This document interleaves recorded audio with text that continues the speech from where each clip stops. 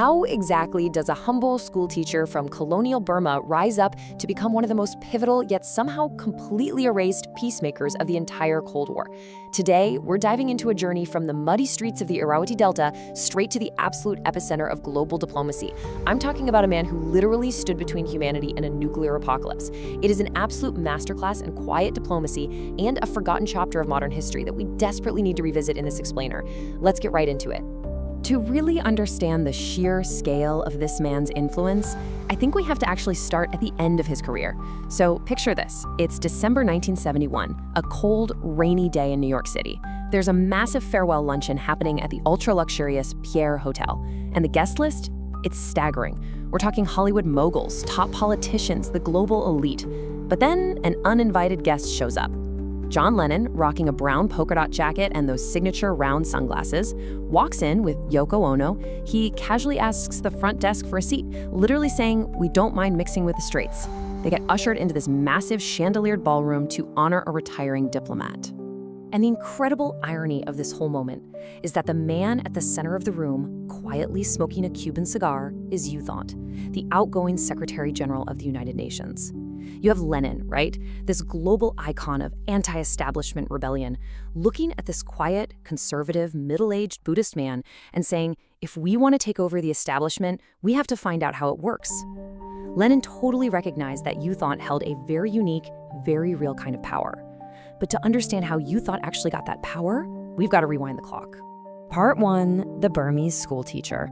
To understand his incredible rise, we really have to step back in time. The contrast between Thant and the high-powered people he'd eventually go toe-to-toe with is just staggering. Listen to this. U Thant was a guy whose family lost absolutely everything when he was just 15 years old. He couldn't even afford a full university degree. So he became a rural school teacher and eventually a headmaster in Phantanow, which was this remote, mosquito-infested town in Burma. Now compare that to the Western diplomats he would later face down. These were men of immense privilege, educated at Oxford and Cambridge, deeply shaped by the elite, wealthy circles of London, Paris, and Washington. They definitely looked down on anyone without an elite pedigree. But Thant, armed with basically self-taught English and a massive, deep study of history, he just had to prove himself by working twice as hard. And his trajectory was just extraordinary. I mean, for decades, he was a local headmaster. But then, when Burma gained independence from Britain in 1948, he joins the new government as a civil servant. Fast forward to the mid-1950s, and he's traveling the globe with Burma's prime minister. He's meeting Winston Churchill in London, Mao in Peking, Khrushchev in Moscow. And because newly independent Burma fiercely maintained its neutrality, they basically refused to strictly align with the capitalist West or the communist East, that really cultivated this rock-solid reputation for absolute impartiality. So by 1961, with the UN literally on the verge of collapse and Soviet and American tanks staring each other down in Berlin, this former schoolteacher emerged as the only person on planet Earth acceptable to both Washington and Moscow to lead the United Nations. Mind-blowing, right? Part 2, averting nuclear catastrophe. And he really didn't have much time to settle into his new office before being thrust into a terrifying geopolitical thriller. By October 1962, the entire world was on a razor's edge. The US military was actively prepping for a full-scale invasion of Cuba and a nuclear strike on the Soviet Union. Global alert levels for US forces were raised to DEFCON 2. Things were spiraling out of control fast. On October 27th, an American reconnaissance plane gets shot down over Cuba. Meanwhile, on the other side of the globe, a US spy plane accidentally veers into Russian airspace and gets chased by Soviet jets. In response, American jets, literally armed with nuclear warheads, scrambled to intercept. Guys, a single miscalculation right here meant human extinction. So what do? How do you stop two heavily armed superpowers who absolutely cannot afford to look weak? Enter U Thant, and this brilliant back-channel masterstroke known as the Courtier maneuver. See, behind the scenes, neither President Kennedy nor Chairman Khrushchev actually wanted a nuclear war, but neither could accept a direct ultimatum from the other without losing face. So the White House quietly utilized the UN. They used an intermediary to ask U Thant to publicly propose a mutual missile withdrawal. By having the appeal come from this completely impartial UN Secretary General, Thant basically provided a face-saving exit ramp for both superpowers. And he didn't stop there.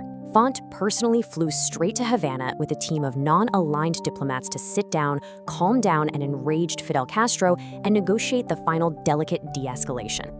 The immediate global relief was massive. You could practically hear the whole world exhale.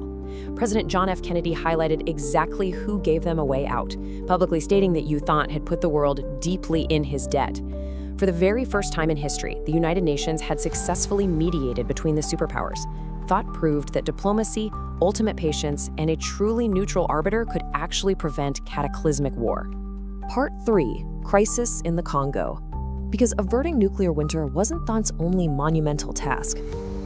During the Congo Crisis, Thant faced an almost impossible geopolitical balancing act. The newly independent Congo was descending into chaos, and it seemed like every major faction wanted something entirely different.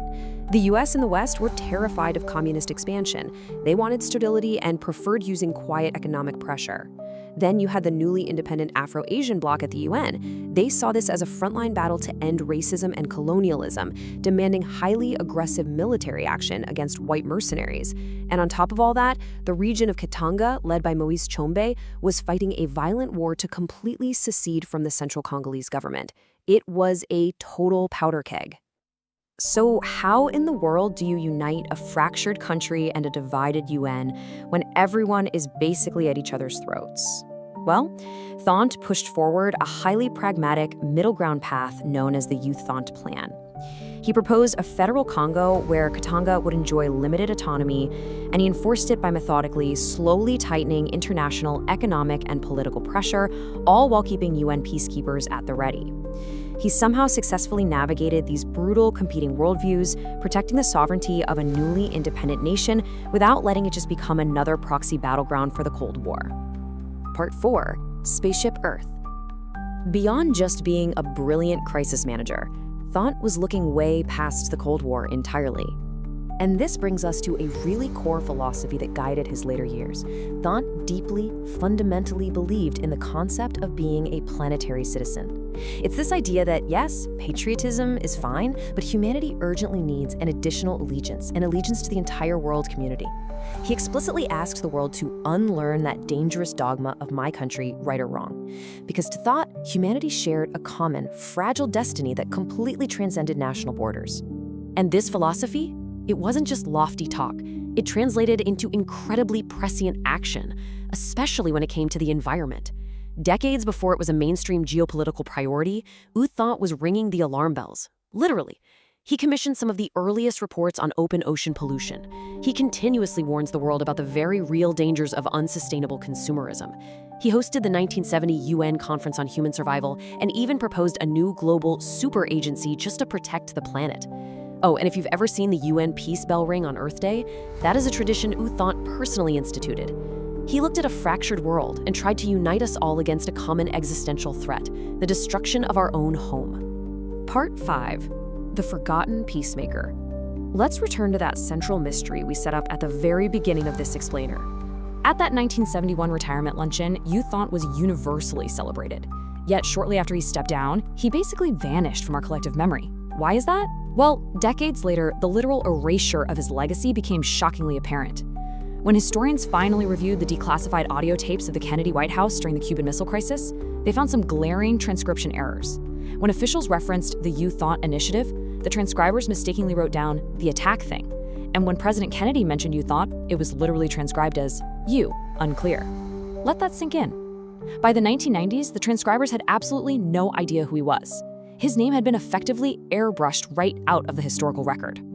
Now, this wasn't just a simple clerical error. It was actually a symptom of a much larger geopolitical narrative. Thant's legacy faded because, frankly, he was fiercely independent. He deeply angered the American national security establishment with his unrelenting efforts to end the Vietnam War on terms they really didn't like. His tough decisions regarding Middle East peacekeepers drew intense criticism too. In a world where history was largely being written by the superpower victors, an impartial, non-white peacemaker from a small Asian nation who had the guts to stand up to both the East and the West just didn't fit neatly into anyone's triumphant national story. And because of that, an entire generation of third world diplomats who helped stabilize the post-colonial world was almost entirely forgotten. Which leaves us with this final, genuinely provocative thought. Our history books are absolutely overflowing with the names of generals who won wars, leaders who conquered territories, and politicians who delivered these fiery, dramatic speeches. But how do we measure the greatness of someone whose absolute greatest achievement was something that didn't happen? The silence of a bomb not dropped, the total absence of a nuclear holocaust, the quiet, patient diplomacy of a Burmese schoolteacher that literally saved millions of lives. As we face a 21st century filled with renewed great power rivalries, it really forces us to ask, do we still have the patience for quiet diplomacy today? And if we do, will we remember the peacemakers this time?